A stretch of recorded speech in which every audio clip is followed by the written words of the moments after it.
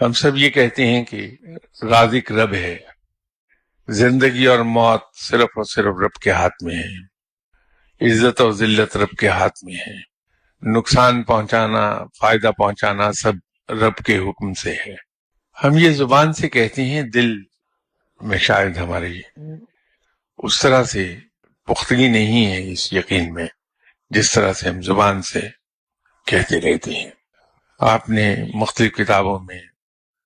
فقیروں کے درویشوں کے قصے پڑھے ہوں گے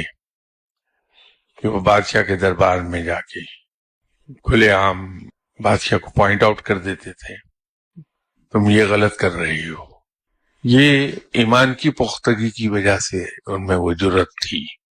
کہ ان کو پوری طرح سے یہ یقین تھا کہ سب چیزوں کا مالک میرا رب ہے اور وہ آل ٹائم پاورفل ہے، اس سے بڑھ کر طاقتور کوئی نہیں، تو میں اگر حق کی بات کروں گا تو میرا رب میرے ساتھ ہوگا۔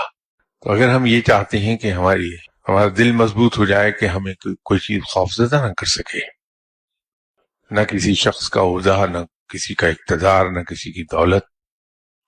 نہ جنگل کے کسی جانور کا خوف، تو صرف ہم اگر ایک کام کر سکیں کہ اپنے رب پر اندھا یقین کر لیں تو دل خود بخود مضبوط ہو جائے گا۔ اس سے بہتر اور نسخہ کوئی نہیں ہے۔